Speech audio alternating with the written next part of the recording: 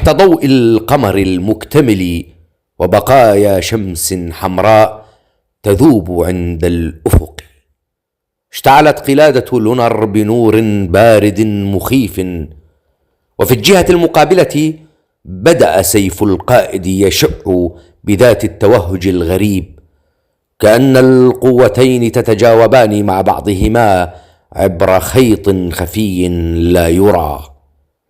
انعكس الضوء في عينيهما فتحول بريقهما إلى شيء غير بشري، شيء يجعل من ينظر إليهما يشعر بأن المعركة القادمة ليست عادية.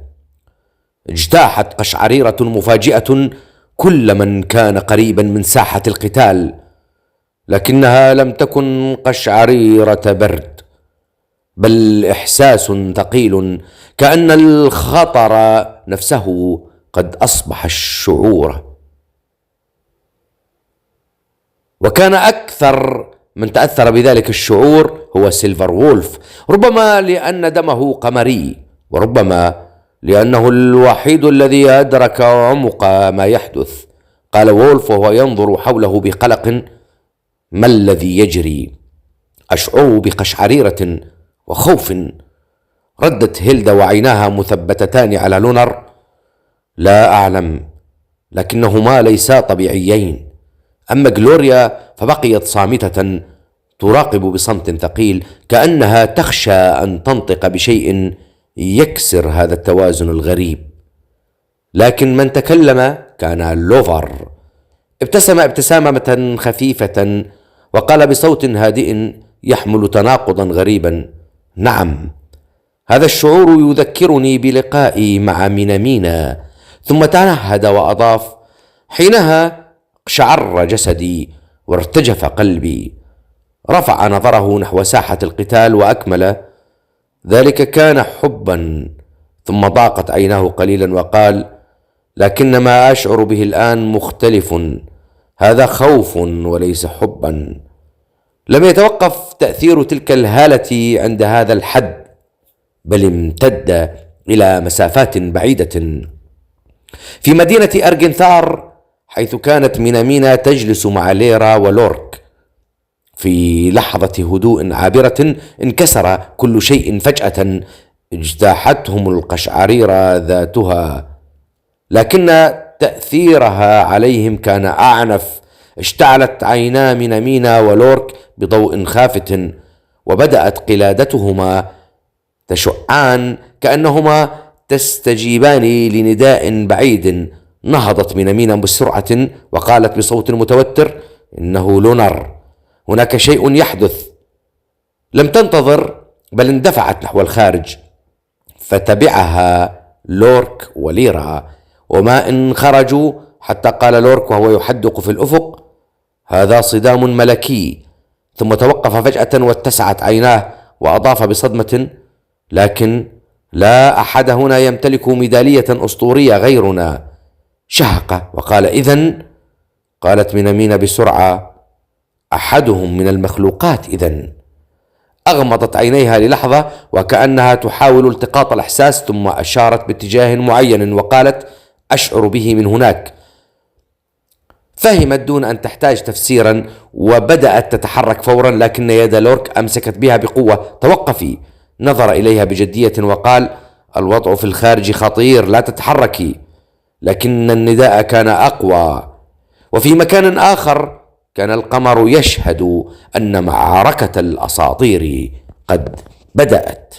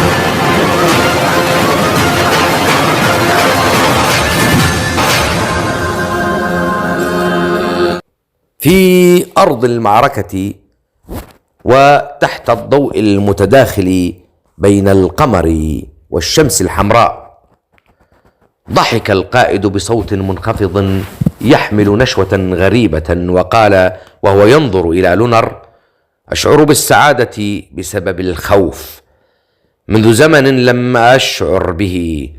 أين كنت تختبئ وتخبئ هذه القوة يا... لم يكمل، لأنه في غمضة واحدة اختفى لونر، ولم يدرك القائد ولا من حوله ما حدث حتى رأوه فجأة أمامه سيفه يندفع نحو عنقه. رفع القائد سيفه بسرعة لصد الضربة، لكن لونر لم يواجهه مباشرة، بل جعل سيفه ينزلق بانحراف محسوب، وفي نفس اللحظة وجه لكمة هائلة إلى بطن القائد، فطار القائد وارتطم بشجرة فحطمها، ثم اندفع جسده إلى صخرة صلبة فتشقق محيطها من قوة الاصطدام. نهض القائد ببطء وقال بابتسامة ساخرة: على رسلك يا رجل، لكن إن أردت مرة أخرى. لم يكمل إذ انقض لونر مجددا. هذه المرة كان القائد مستعدا، فوجه ضربة أفقية وقوية بسيفه، لكن لونر انخفض تحتها في اللحظة الأخيرة وانطلق للأمام مغرزا سيفه في جسد القائد، ومع ذلك لم يتأثر القائد.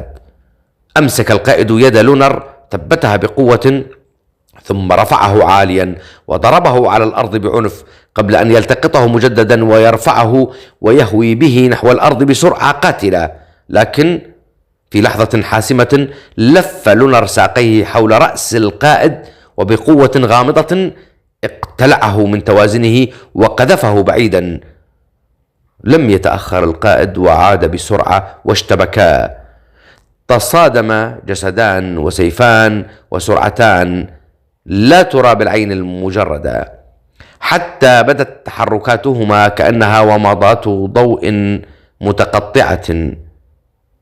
كان القائد يمتلك قوة جبارة وخبرة قتالية لا يستهان بها، واستطاع مجاراة لونر، بل والتفوق في خطورة ضرباته بسبب طبيعة سيفه، ذلك السيف الذي يجعل أي ضربة منه قاتلة.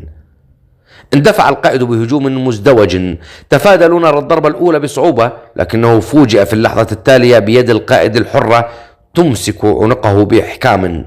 لم يمنحه فرصة إذ رفع سيفه وضرب ضربة مباشرة لم يتمكن لونر من تفاديها، فاضطر إلى صدها بسيفه فانكسر. تحطم سيف لونر تحت الضغط، وفي اللحظة التالية استغل القائد الفرصة ووجه ضربة قوية إلى بطنه فتمزقت ومزقت جسده وجرحته جرحا سطحيا. لكن رغم الألم لم يفقد لونر وعيه، بل أسند قدميه على جسد القائد ودفع نفسه بقوة هائلة إلى الخلف، مبتعدا عنه في اللحظة الأخيرة ومتجنبا ضربة أخرى كانت كفيلة بإنهائه. تراجع وأنفاسه تشتعل، لكن عينيه ما زالت تلمعان، والمعركة لم تحسم بعد. في تلك اللحظة بدأ لونر يستعيد جزءا من وعيه، وهنا سمع صوت وولف وهو يقول: خذ هذا السيف يا لونر، وقذف السيف باتجاه لونر فالتقطه. لم تعد القلادة تسيطر عليه بالكامل، بل بدأ صوته الداخلي يعود متقطعا لكنه واضح: قتله صعب، يجب إبعاده قبل أن يجتمع غيره.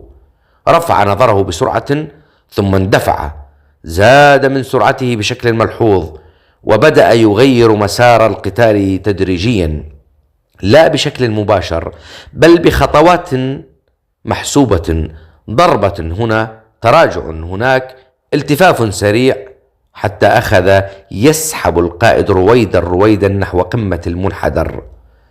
كانت ضرباته تزداد شراسة، لكنها ذكية، لا يطيل الاشتباك، لا يسمح للسيوف أن تصطدم بقوة. يتفادى، ينزلق، يضرب ثم ينسحب، وفجأة ومضت ذكرى في ذهنه. عاد الزمن إلى الوراء. كان في 15 تقريبا يقف ممسكا سيفه يواجه رجلا بشعر أسود كامل، ملامحه حادة ونظرته صارمة. إنه بلاك وولف. وبعيدا عنهما كانت طفلة صغيرة لا تتجاوز 5 بشعر أسود تراقب بصمت بريء، وهي مينا. قال بلاك وولف بصوت قاس: هيا اهجم أيها الضعيف. صرخ لونر واندفع بكل قوته يهاجم بلا تردد، لكن بلاك وولف كان يصد ضرباته بسهولة مستخدما سيفه الأسود دون أن يصطدم بسيف لونر بقوة، كأنه يتعمد ذلك. توقف لونر للحظة وقال بضيق: هذا ليس عدلا، أنت تقاتل بسيف أسطوري. نظر إليه بلاك وولف بازدراء وقال: أيها الغبي، الفارس الحقيقي لا يعتمد على سيفه فقط. ثم اقترب قليلا وأضاف بنبرة أعمق: قد تخسر سيفك في المعركة، فبماذا ستقاتل حينها؟ تردد لونر وقال: كيف؟ ابتسم بلاك وولف ابتسامة خفيفة وقال: سترى. وفجأة ألقى سيفه. طار السيف في الهواء وغرس فوق رأس الطفلة مباشرة في جذع الشجرة التي تستند إليها، ولم تتحرك، فقط اتسعت عيناها. قال بلاك وولف بهدوء: جيد أنك لم تتحرك يا مينا. ثم انحنى والتقط غصنا من الأرض وقال: هيا تقدم. اندفع لونر وركز هجومه بالكامل على الغصن، وبالفعل أصابه بضربة قوية، لكنه تفاجأ. الغصن كان وحده في الهواء. بلاك وولف تركه، سحب يده في اللحظة الأخيرة وأفلت الغصن، فاندفعت ضربة لونر في الفراغ، بينما أصبحت يدا بلاك وولف طليقتين. في لحظة واحدة أمسك يد لونر التي تحمل السيف، وباليد الأخرى صفعه. طار لونر بعيدا وسقط أرضا. عاد الحاضر، عيناه اتسعتا وأنفاسه استقرت. همس لنفسه: لا تعتمد على السيف فقط. رفع رأسه نحو القائد وقبضته تشد. لقد فهم الأمر. بدأ لونر يسرع حركاته. لم تعد ضرباته عشوائية، بل أصبحت أدق، أسرع وأكثر خداعا. كان يتحرك بخفة غير طبيعية، يهاجم، ينسحب، يلتف، حتى فقد القائد القدرة على التنبؤ بنمطه. وفجأة رفع لونر سيفه عاليا وهوى به بكل قوته نحو القائد. لمعت عينا القائد وقال بثقة: هذه فرصتي لكسر سيفك. اندفع بسيفه مباشرة نحو سيف لونر. ضربة مضادة بكل قوته، اصطدام. لكن المفاجأة، لم ينكسر سيف لونر، بل طار بعيدا. في تلك اللحظة فقط أدرك القائد الحقيقة. يدا لونر أصبحتا حرتين. قبل أن يستوعب، أمسك لونر يد القائد التي تحمل السيف قبضة واحدة قوية ثابتة، وشد قبضته الأخرى وقال بصوت منخفض: سنفترق الآن لكن القمر ومض بضوء هائل. تجمدت عينا لونر ثم اختفى وعيه. لم يعد هو من يتحكم. لم يشعر بنفسه إلا وهو يمسك القائد. عيناه لم تعودا كما كانتا.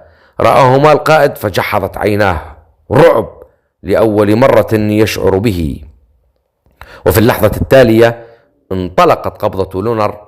ضربة مرعبة اصطدمت ببطن القائد بقوة غير طبيعية، حتى بدا وكأن يد لونر اخترقت جسده.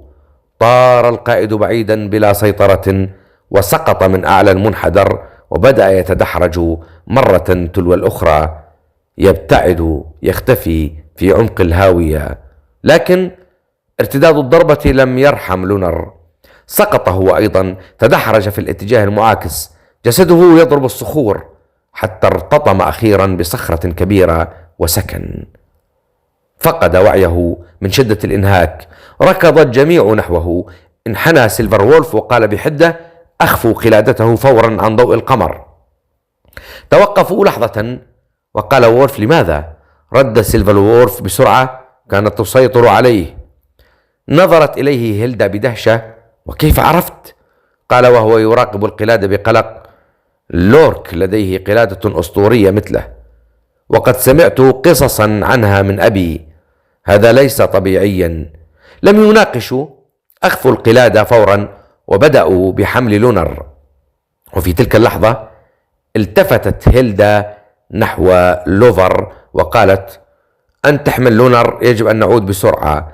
ثم استندت على وولف وسيلفر وولف، جسدها منهك لكنها ما زالت صامدة. أما خلفهم فكان المنحدر ساكنا، لكن في أعماقه كان يرقد ذلك الوحش الذي تم إبعاده. تحركوا بسرعة، أقدامهم تضرب الأرض بتوتر وأنفاسهم متسارعة، يحملون معهم جسد لونر الغائب عن الوعي وثقل المعركة التي لم تنتهي بعد. قالت هيلدا وهي تتلفت بحذر: علينا أن نكون حذرين، حتى لو صادفنا مجموعة أخرى لن نستطيع هذه المرة هزيمتها، سنهلك.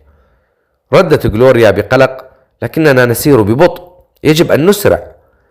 تنفست هيلدا بصعوبة وقالت: هذا بسبب إصابتي تعيقنا، عودوا أنتم بسرعة، سألحق بكم. توقف وولف فورا ونظر إليها بغضب وقال: أنقذنا واحدة لنتخلى عن الأخرى؟ ثم التفت نحو لوفر وقال بحدة: أنت أيها الأحمق، احمل هيلدا أيضا. وأضاف بنبرة متحدية: أنت تستطيع حملنا جميعا. تجهم وجه لوفر وقال بانزعاج: وهل تراني عبدكم؟ أحمل هذا وذاك، اصمت قبل أن أهشم جمجمتك. لكن سيلفر وولف تدخل بابتسامة خبيثة: دعه يا وولف، المسكين بالكاد يستطيع حمل لونر. تجمد لوفر، جحظت عيناه وقال في نفسه: هذا الصغير سيروي كل ما رأى لمن أمينا. وفي لحظة اتخذ قراره بدون كلمة، أمسك هيلدا ورفعها على ظهره ثم قال ببرود: تشبثي جيدا، لا شأن لي إن سقطت. وانطلقوا بسرعة أكبر، لكن القلق لم ينتهي. قال وولف وهو ينظر خلفه: أخشى إن عدنا من نفس الطريق أن يلحظنا الكهنة لنقترب من السفح. انحرفوا عن المسار وساروا بمحاذاة الجبال، كل خطوة كانت مخاطرة وكل صوت كان تهديدا. وفجأة تجمدوا، أصوات خلفهم، مخلوقات تقترب وهمسات تتردد في الهواء. ابحثوا عنهم في كل مكان، قالت غلوريا بصوت مرتجف: لن نصل ديارنا، ما زالت بعيدة، ما الحل؟ أجاب سيلفر وولف بسرعة: جبالنا هي الأقرب. نظروا إليه فقال بثقة: تعالوا، أعرف طريقا سريا دون المرور بالحواجز. لم يناقشوا، بدأوا التسلق صعودا نحو جبال القمريين، أجسادهم مرهقة، أنفاسهم تحترق، لكن الخوف كان يدفعهم للأعلى حتى بلغوا القمة، ثم انحدروا بسرعة هبوطا نحو الجهة الأخرى. حينها فقط شعروا بشيء من الأمان، لقد دخلوا جبال البشر، لكن الخطر لم ينتهي، فإن رآهم القمريون فلن ينجوا. تابعوا التقدم بصمت حتى بدأت ملامح مدينة أرجنثار تلوح في الأفق، وعند صخرة كبيرة محاطة بالأشجار الكثيفة توقفوا، جلسوا، وأخيرا استراحوا، لكن قلوبهم ما زالت تركض. جلسوا تحت الصخرة، أنفاسهم لم تهدأ بعد، والقلق ما زال يحيط بهم من كل جانب. عندها نظر سيلفر وولف إليهم وقال بجدية: ابقوا هنا ولا تتحركوا. ثم استدار وانطلق مسرعا بين الأشجار واختفى عن الأنظار. وفي مكان آخر داخل مدينة بيترا كان جراند يقف والغضب يشتعل في عينيه بعد أن أدرك غياب هيلدا وولف. قبض يده بقوة وقال في نفسه: لابد أنهم ذهبوا من أجل جلوريا، أنا الملام، كان يجب أن أتوقع هذا. لم يكن بجانبه سوى سيفيرون ووالدته. نهضت والدته بقلق وقالت: أين شقيقك يا جراند؟ تنهد بعمق ثم قال بصوت مثقل: أخشى يا أمي أنه ذهب ليرتكب حماقة قد تودي بنا جميعا. ثم تماسك قليلا وأضاف: لكن يجب أن نخفي خبر غيابهم، لا أحد يجب أن يعلم. سنقول إن وولف وهيلدا معك حتى نعرف ما الذي حدث. ساد الصمت لحظة ثم تكلم سيفيرون بهدوء غريب: سأخبرك بشيء. نظر إليه جراند فأكمل: بالرغم من أنني أكره كل الهمجيين، لكن ذلك المعتوه لونر لا يفشل. توقف لحظة ثم قال بثقة: لقد رأيت ما فعله في غابتنا، لقد صنع ما يشبه المعجزات. اقترب قليلا وأضاف: لذا اطمئن ما دام معهم. لم يرد جراند لكنه لم يعترض، ثم تابع سيفيرون بنبرة مختلفة: أنا لست طبيبا، لكن يمكنني أن أصف لها بعض الأعشاب تخفف ألمها وتزيد من نشاطها. ثم نظر نحو والدته وأضاف: لكن يجب أن يراها الموقر فاروس. تجهم وجه جراند وقال: فاروس؟ وأين هذا؟ أجاب سيفيرون: في الغابة الملعونة. ساد صمت ثقيل، ثم قال جراند بسخرية ممتزجة بالغضب: أتريد أن نخرجها من منطقة ملعونة لنأخذها إلى أخرى؟ ثم أضاف بحدة: وهل ما زلتم تحلمون بالخروج من هذه الجبال أصلا؟ ابتسم سيفيرون ابتسامة خفيفة وقال: بالطبع.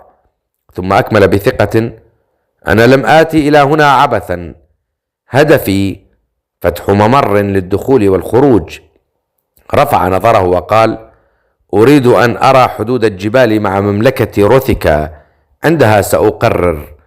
نظر إليه جراند لثوان ثم قال أخيرا: في النهار سأرسل معك حرسا يأخذونك إلى حيث تريد. وفي مدينة أرجنثار كان التوتر في ذروته.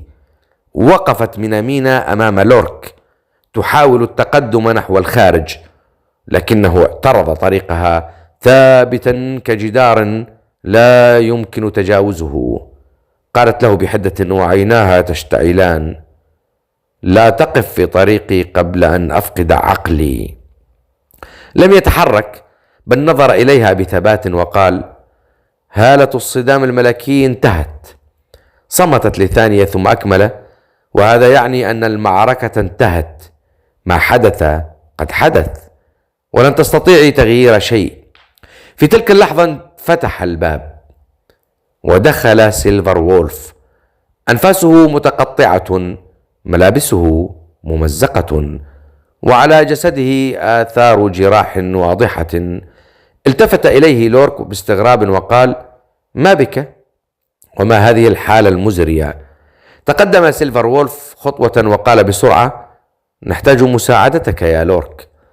اقتربت مينامينا ببطء ثم توقفت فجأة، شهقت وقالت بصوت منخفض: فيك رائحة لونر. اندفعت نحوه وأمسكته من كتفيه بقوة: قل لي أين هو؟ رفع يده قليلا وقال: اهدئي، هو بخير. تجمد لورك ثم قال بحدة: يعني أنك كنت معهم خارج الجبال؟ رفع يده ليصفعه، لكن مينامينا أمسكت يده. نظرت إليه بصرامة وقالت: لن تضربه قبل أن أعرف أين لونر. توتر الجو أكثر حتى تدخلت ليرا بسرعة ووقفت بينهما. أخفضا صوتيكما قبل أن يسمع أحد. ثم أخذت سيلفر وولف وأجلسته وسقته ماء وقالت له بهدوء مطمئن: تكلم ولا تخف، أنا معك. تنفس سيلفر وولف بعمق ثم قال: إنهم في جبالنا. نظروا إليه جميعا فأكمل بسرعة: خبأتهم في مكان لكنهم يحتاجون علاجا ولا نريد أن يراهم أحد. ضاقت عينا لورك وقال: تتكلم بصيغة الجمع، من تقصد؟ رد سيلفر وولف بتوتر: لا وقت للشرح. قالت ليرا فورا: حسنا، خذنا إليهم. ثم أضافت بحذر لكن بهدوء: لا أريد أن يلاحظ أحد شيئا. أخذوا بعض الماء وبعض المستلزمات وانطلقوا. قادهم سيلفر وولف عبر طريق خفية، مسارات لا يعرفها أحد سواه، حتى انحرفوا عن الطرق المعتادة وتوغلوا أكثر حتى توقفوا، وهناك كانت الصدمة. اتسعت عينا لورك وتجمدت ملامح ليرا. أمامهم غلوريا، شقيقة قائد الجبليين التي كانت من المفترض أن تكون أضحية، وهيلدا إحدى أخطر مقاتلاتهم، وولف شقيق جراند، والمجنون لوفر. وفي الجهة المقابلة تغيرت الأجواء. شعرت هيلدا وغلوريا بالذعر فورا عند رؤية لورك قائد أعدائهم، واللحظة كانت على وشك الانفجار. أما لوفر فاتسعت عيناه فجأة، لمع فيهما بريق غريب وميض يخجل منه ضوء الشمس ويخفت أمامه القمر. نظر إلى مينامينا وقال بصوت منخفض يحمل مزيجا من الفخر والارتباك: آسف لأنني جعلتك تقلقين علي. لكن لم تنظر إليه، لم ترد، بل اندفعت مباشرة نحو لونر، ركعت بجانبه بسرعة وأبعدت القلادة عن موضع الجرح في صدره، ثم بدأت تمسح الدم بيديها بعناية بتركيز، كأن العالم كله اختفى كما اختفى جرحه. نظر وولف وقال: لقد طعن في بطنه، يجب أن نضمده. كشفت مينامينا عن بطن لونر المليء بالدماء، أخذت قطعة قماش من هيلدا وبدأت تمسح الدم ببطء، ثم ابتسمت. تجمد الجميع، تبادلوا النظرات بدهشة. اقترب سيلفر وولف وانحنى قليلا وحدق في الجرح، ثم قال بصدمة: مستحيل، أنا متأكد أنه جرح. قالت مينامينا بهدوء وكأنها ترى ما لا يراه الآخرون: كما توقعت، هذا يعيد لي الذكريات. قطب لورك حاجبيه وقال: هل اختفت جراحه؟ رفعت نظرها نحوه وأجابت بثقة: طبعا ستختفي. نظر سيلفر وولف نحو لورك وقال: هل هذا بسبب القلادة؟ لكن جراحك أنت لا تختفي. التفت إليه لورك ببطء وعيناه باردتان وقال: اصمت قبل أن أحطم أسنانك، فما زلت غاضبا منك. ساد التوتر مجددا. الأيدي اقتربت من مقابض السيوف، وخصوصا هيلدا رغم إصابتها كانت تضع يدها على سيفها، وعيناها لا تفارقان لورك، مستعدة لأي حركة. لكن دخلت ليرا بابتسامتها الهادئة، اقتربت من هيلدا وقالت بلطف: لابد أنك مصابة، دعيني أرى جراحك.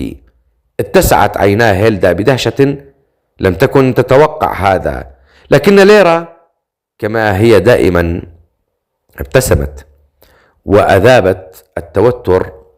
أخرجت الماء وأسقت هيلدا بيدها، ثم ناولت القربة إلى غلوريا وقالت: اشربي، لابد أنك عطشة.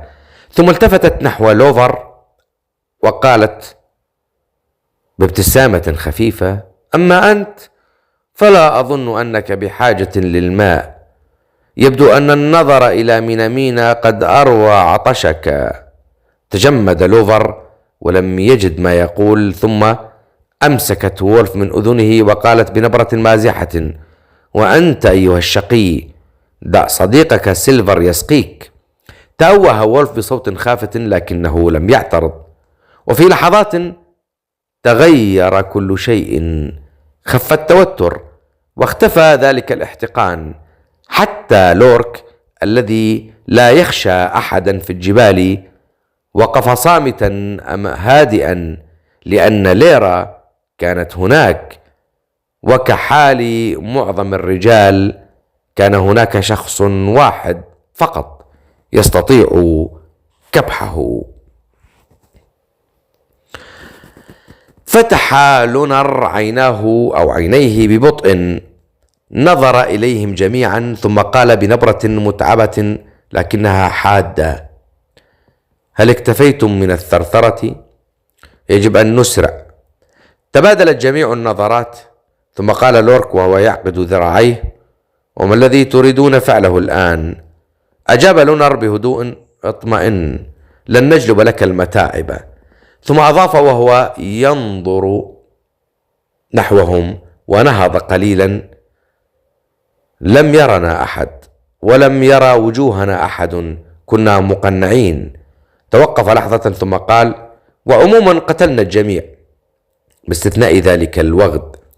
تجهم وجه لورك وقال: لقد شعرنا بصدام ملكي، هل كان معه؟ هل لديه قلادة أسطورية؟ هز لونر رأسه: لا. ثم رفع نظره إليه وقال: لكن لديه سيف أسطوري. وأضاف: إنه سيفكم أيها النصفيون. نظر مباشرة إلى لورك وقال: ذلك السيف يجب أن يكون لك. ابتسم لورك ابتسامة خفيفة وقال: ولما لم تجلبه إذن؟ تنهد لونر وقال: أنا بالكاد أنهيت المعركة بالتعادل وأبعدته. ثم أضاف بجدية: أي صدام مباشر كان سيكسر سيفي. أطرق لورك قليلا ثم قال: على كل حال لقد ارتكبتم خطأ. رفع الجميع رؤوسهم فأكمل: لهم عيون في كل مكان. نظر إلى غلوريا: ولو عاد إلى مدينة بيترا سيصل الخبر فورا أن الأضحية تم اختطافها وإعادتها لأهلها. قال سيلفر وولف بسرعة: نخفيها عندنا. رد لورك مباشرة: قلت لك لديهم عيون في كل مكان. وهنا تكلم لونر بهدوء غريب: هناك مكان ليس لديهم فيه عيون. تجمد الجميع ونظر إليه جميعهم دفعة واحدة وقالوا: أين؟ قالها بوضوح: جنوب النهر. الصمت ثم الصدمة. قال وولف بحدة: هل جننت؟ ثم أضاف بغضب: أنقذت أختي لأرميها للموت مرة أخرى؟ الغيلان أشد خطرا من المخلوقات. لكن لونر لم يتغير، بل قال بهدوء: اطمئن اطمئن، لدي صديق هناك. ضحك لورك بسخرية وقال: يا رجل، نحن نعيش هنا منذ آلاف السنين ولم تقم أي مودة أو سلام مع أي غول.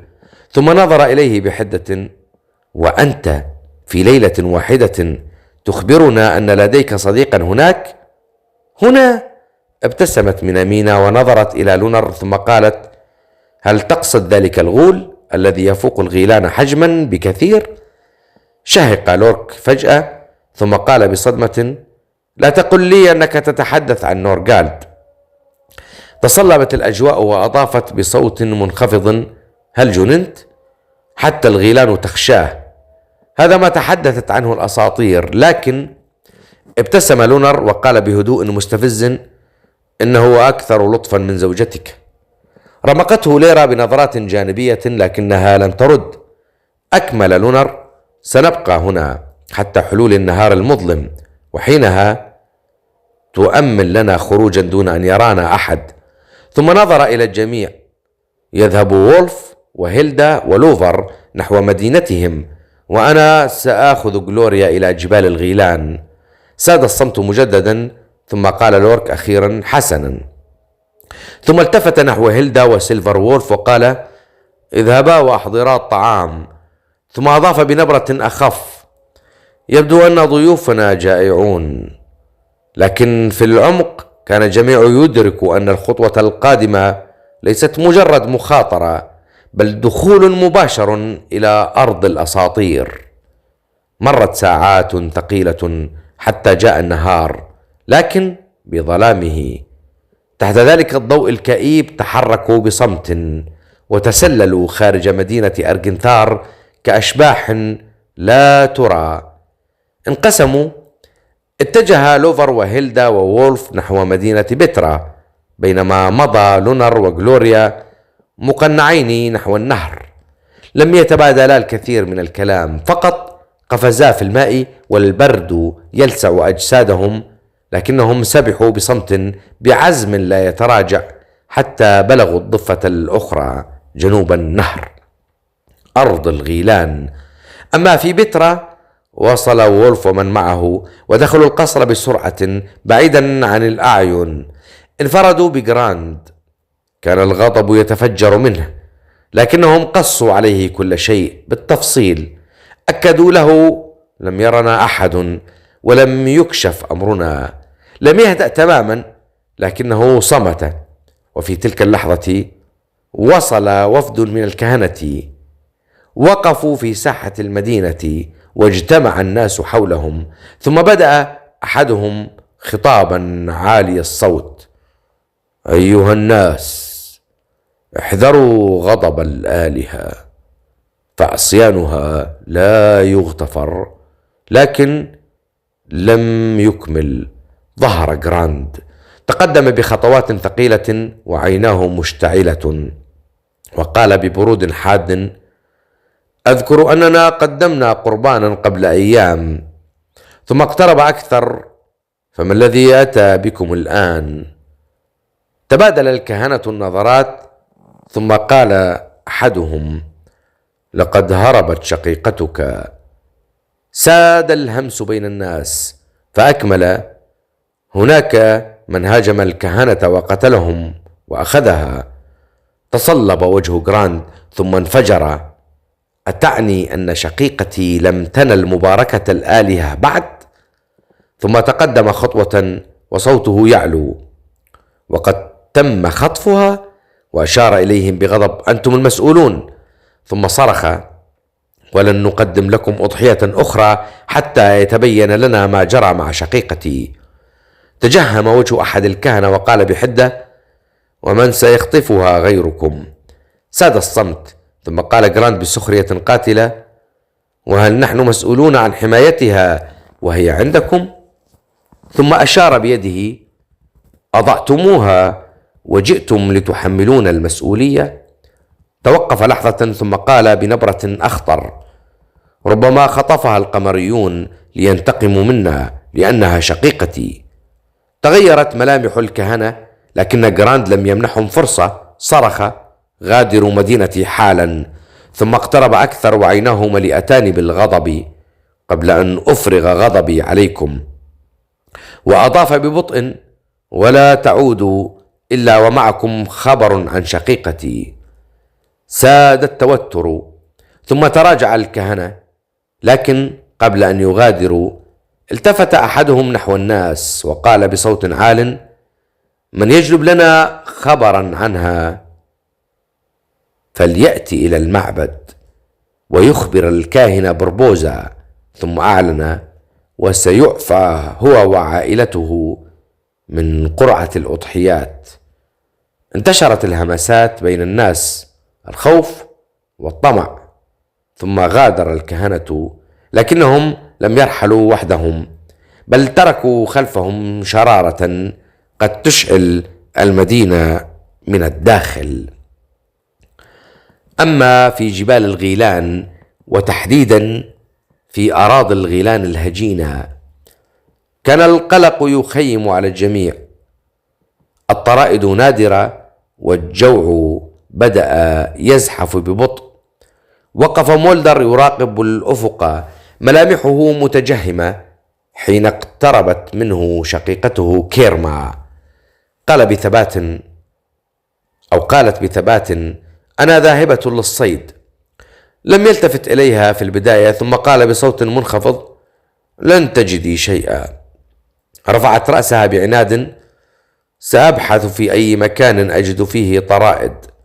استدار نحوها هذه المرة ونظر في عينيها مباشرة: إياك أن تقتربي من جبال الهلاك. توقفت لثانية ثم قالت: سأحاول. ضاقت عيناه وقال بحدة: لا أريد محاولات. اقترب منها خطوة، قلت لك لا تقتربي. ثم أضاف بنبرة آمرة: وخذي معك بعض الجنود. تنهدت كيرما قليلا لكنها لم تعارض، وبعد لحظات انطلقت ومعها مجموعة من الجنود.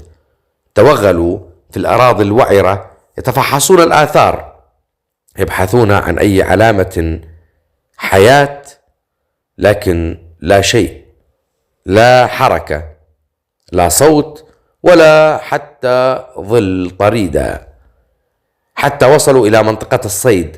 وهنا توقفت كيرما، نظرت حولها ثم قالت: سأذهب أبعد. التفت إليه أحد الجنود بسرعة: سيدتي، لكنها قاطعته: لا تنتظروني. ثم أشارت إلى الأرض: ابحثوا هنا، وإن لم تجدوا شيئا عودوا. ثم أضافت وهي تدير ظهرها لهم: وأخبروا مولدر ألا يقلق علي.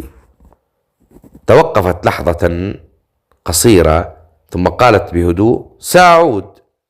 لكن في عينيها كان هناك شيء آخر، إصرار ورغبة في تجاوز الحدود. ثم انطلقت وحدها نحو المجهول، نحو مكان قد لا يعود منه أحد.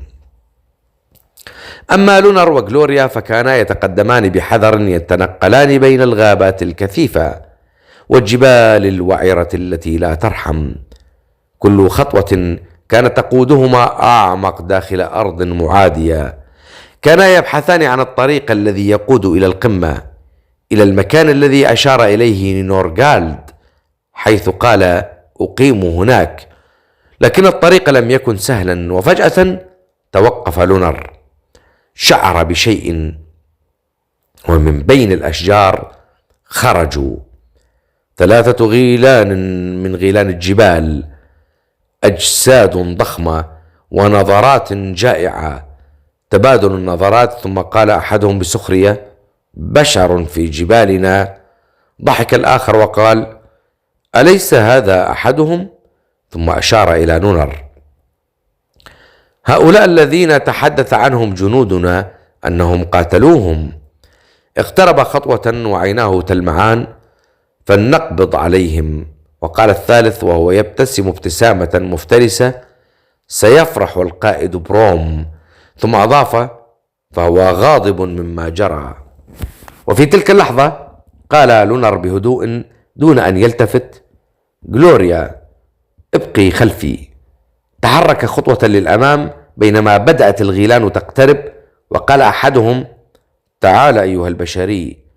ثم أشار بسيفه: أنت صيدنا اليوم.